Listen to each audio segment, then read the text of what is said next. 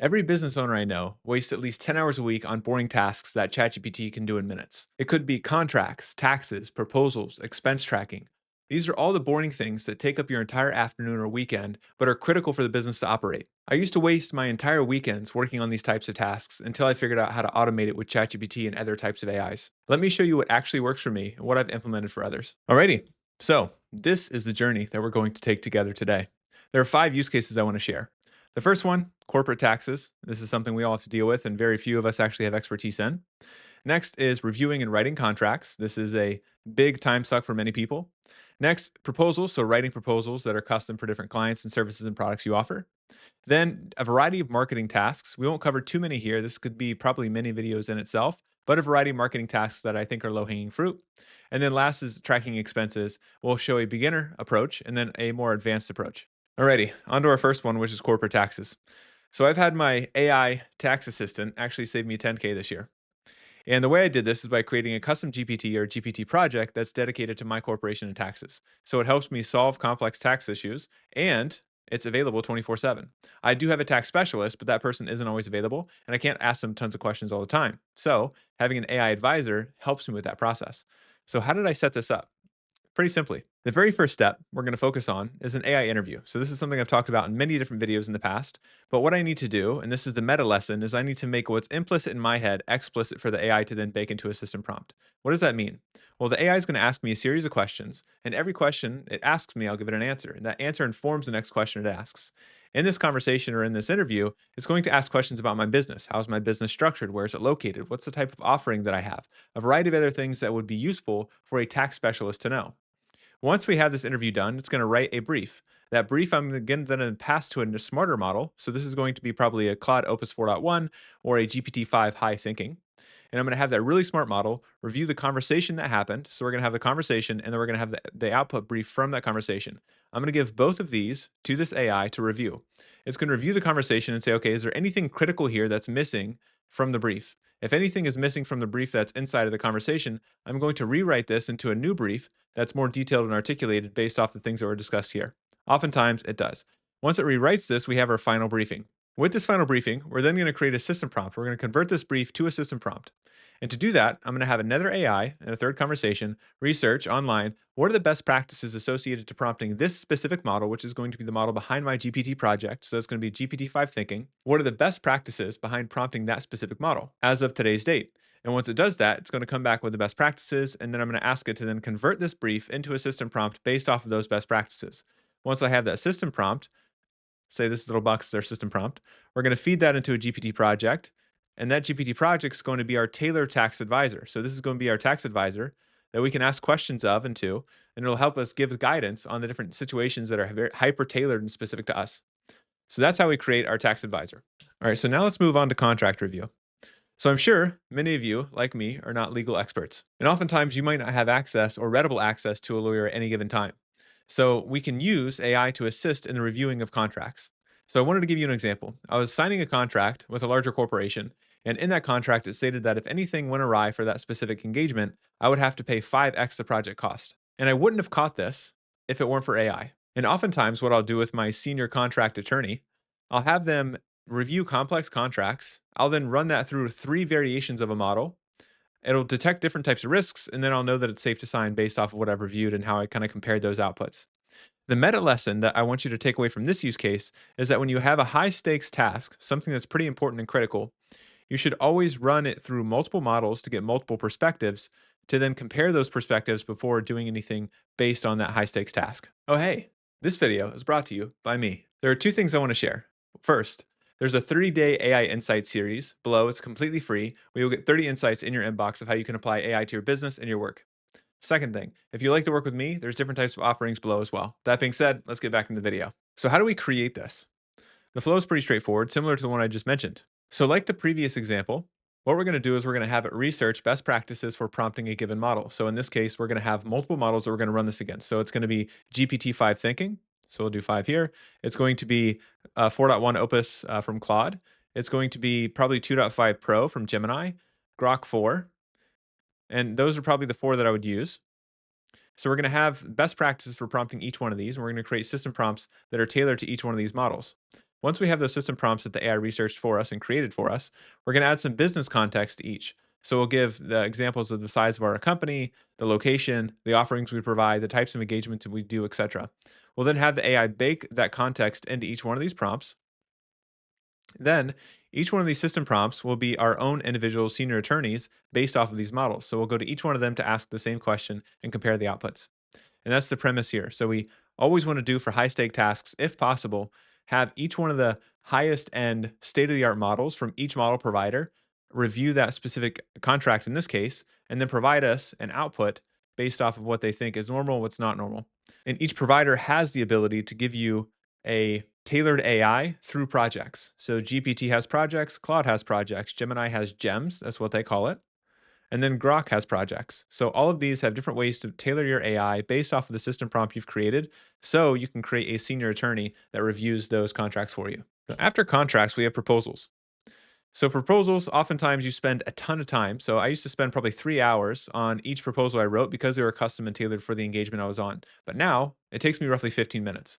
And the reason that is because I have an AI dedicated to writing proposals. But it's not just any AI, it's a personalized AI based off of my examples. And the way I create this is very straightforward. First off, I give it my style of how I like to write proposals. So I like to keep them clear, concise, short, probably written at a fifth grade reading level, and a variety of other things that I care about. That's baked into my style prompt. And again, to get to this, we follow the similar steps we had previously. So we have it research best practices for prompting, we give it the context associated to our style and our preferences, and then it creates a specific prompt for us. In addition to creating the prompt, we're also going to have a subset of previous proposals that we've written that we think are a good diverse set of examples that represent what good proposals look like. We'll take all of these and we'll embed them in our knowledge base for our GPT project so we can upload those as files. And then in our prompt, we'll ask it to reference that knowledge base every time that it writes a proposal for us. And by doing this, we get custom proposals that are written in the exact way that we prefer, also following the structure that we care about based off of the examples we've provided. And that's the meta lesson we want to take away from this. We want to show the AI our best work as examples inside of its knowledge base. So the knowledge base is going to be inside of GPT projects. You're going to upload those files and ask it to reference those examples before it writes you a proposal. So now we have marketing. Like I said, the content marketing suite, there's a bunch of different examples I could provide here, but I wanted to show the highest impact ones that I've seen for clients and myself. And I'll jump into each one of these individually, but on this slide, I want to quickly highlight the meta lesson that you should take away from these use cases is that you're able to bottle experts' minds basically into a GPT or a GPT project. And there's different ways you could do this. One of the best ways is just to use transcripts that they've talked about or something else. And you can bottle that up into a system prompt and then forever going forward, utilize that expert's knowledge for your own purposes. So we'll start with YouTube's titles and intros. So oftentimes I use AI to assist in the process of creating titles and intros for my videos. We'll start with titles. So for this GPT, this title generator, there's a few things I did. So the first thing is the way that it operates is I just pass it my idea, and from the idea, it generates a bunch of titles that are going to likely get more views associated to frameworks that already work. And the way I created this is I basically scraped a large database of frameworks for titles that work today, and I bottled that up into a GPT itself. And anytime that I give it an idea, it uses a customized system prompt following the process I've already talked about in the past. And then it refers to that database of different title frameworks that work in its knowledge base. And then it gives me a series of options of titles that match my idea the best with the frameworks that work the most effectively. So that's one example. The next one is intro creation. So this is another approach where in this case, I'll give my entire script to the AI. The AI reads the script, and from the script, it uses the wisdom from very prominent YouTubers that talk about the importance of intros and how to do effective intros, at least today. And then it takes those lessons learned, those best practices, and creates a compelling hook and intro for me that I can then repurpose. Oftentimes with this AI, I'll probably do 5 to 6 iterations to get something that I really like, but almost every time it comes out with something that's useful. So that again is another use case for marketing. So we have title generation and intros for YouTube. The next one is going to be LinkedIn posts. So for this, I have a dedicated AI that what I'll do is I'll write my first draft of a LinkedIn post. I'll feed that post into this AI. And what it's going to do is it's going to take known formats on LinkedIn that work and resonate best, and it's going to rewrite that draft based off of those formats. And then out pops a LinkedIn post that's going to get likely higher engagements based off of what works on LinkedIn. Now, I've done basically the same process we've done here. What we're going to do is we're going to take the wisdom of an individual named Matt Gray that put out a PDF or a framework talking about the different power formats that work best on LinkedIn. We encapsulated that into a system prompt and then also referenced that PDF in the knowledge base. And then we have the AI always reference the knowledge base as well as the system prompt before it writes anything on our behalf. and then it rewrites our draft into the thing that's going to resonate. And a bit of a bonus on this, I recommend if you're going to do anything in writing, you should use Claude to do any of your writing because GPT-5 I've found is not great. Claude is a much better writer. On to our third and final example here for marketing, which is going to be outreach. So I have a variety of clients that I've worked with in the past that prefer to do cold email outreach. And in this case, we can scale, interestingly enough, we can scale both the reach as well as the customization of that reach so it feels personalized at scale. What do I mean by this? Well, what we can do is we can scrape a bunch of leads from a variety of sources, so Apollo, Sales Navigator, etc. Once we've done that, this is where AI comes into play. So this is a more advanced AI use case for marketing, where you can use AI to research different websites and different LinkedIn posts in relation to that specific person you want to reach out to. Once you've done this, you can synthesize this information and pull out the key insights with another AI. That AI is going to get that summary and it's then going to write a very personalized icebreaker to that individual in the email they send to them. So it looks like you've done your research, you've done the effort to research the person, their LinkedIn posts, and also their website, and then you tailor that into a very concise single line opener so they know that you're making a personalized to them. And this is the beauty of AI is that we can scale personalization to thousands and thousands of leads in this way. All right, so that's finishing up marketing. Let's go on to expenses. So this is the beginner use case for expenses. And this is something I've seen one of my clients use and they've got a lot of benefit from. Or what they'll do is, in this case, they had a bunch of Amazon expenses that they needed to download. They've downloaded all the Amazon expenses into a CSV, and they needed to label them either office or supplies, O or S. They used ChatGPT to do that. They uploaded the CSV to ChatGPT and then labeled it for them. Then they had to compare that with their card transactions. So they downloaded the CSV from the from the credit card, and then they uploaded both the labeled CSV and the downloaded CSV into a new ChatGPT conversation and had that create a script. It ran the script and then it matched up the transactions to everything. So they had a final CSV that had the matched up transactions with the labeled items from Amazon. So this is the beginner option of tracking expenses and doing kind of a retroactive per month or per quarter for the transactions you have for your business. And the meta lesson we need to take away from this before we go to the advanced version of this is that you should start simple with a small task and then grow complexity. So this is a simple approach to saving a lot of time. So this is going to save hours and hours of time, probably per month or per quarter for you. Now, if you wanted to take this to an advanced version, you wanted to grow this in complexity, I'll show you a process that I use and also I've done for my other clients where you completely automate the process of tracking expenses. And the way we're going to do this is we're going to create a complete automation that has AI interspersed throughout. So here we have a Google Drive. So you upload your receipt. So either upload it from your phone or your computer. That can be a PDF or a screenshot or a photo, etc. You're going to upload it to a given folder inside of Google Drive. So that's either going to be a personal card or a corporate card folder. Depending on the folder you upload it to, personal or corporate, it'll dictate the path it takes.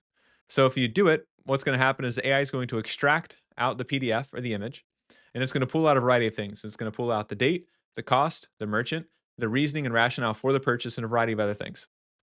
It's going to upload it to a Google Sheet. That's your expenses sheet, and it's going to track that on a monthly basis. So you're going to have all your transactions appended to each one of the tabs that are associated to the month. And then this is where the paths diverge.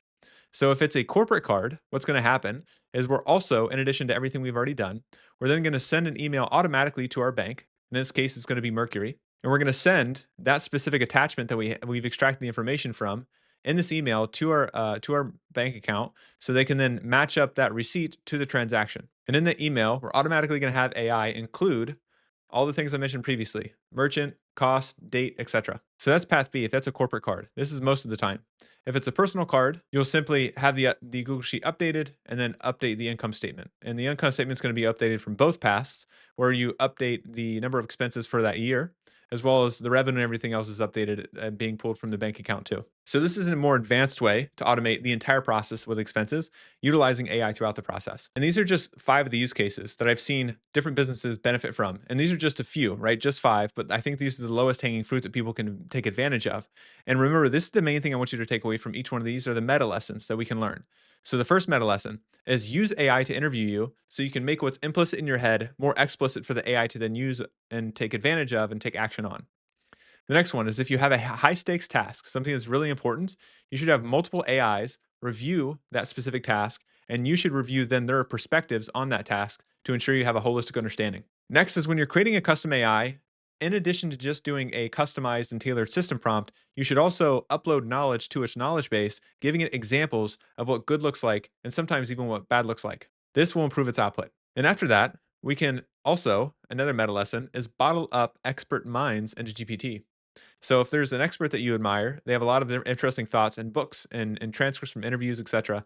You can synthesize that both into a knowledge base as well as a system prompt, so you can then always have access to that advisor that has an expertise in that specific area you care about for that specific task. And then finally, we should always, anytime we're doing something that's more advanced over time, is we should start simple with a small task and then grow that in complexity over time, adding more and more variations of AIs in that flow. And that's it. So, like I said previously, below is a link to a free 30-day AI Insight series where you get access to 30 insights for 30 days in your inbox of how you can apply AI to your business and your work. Also, if you'd like to work with me, again, below are some links to figure out if there are offers that you're interested in and if there's a good fit between the two of us. With that being said, there should be a video around here that's likely suitable for you to watch next.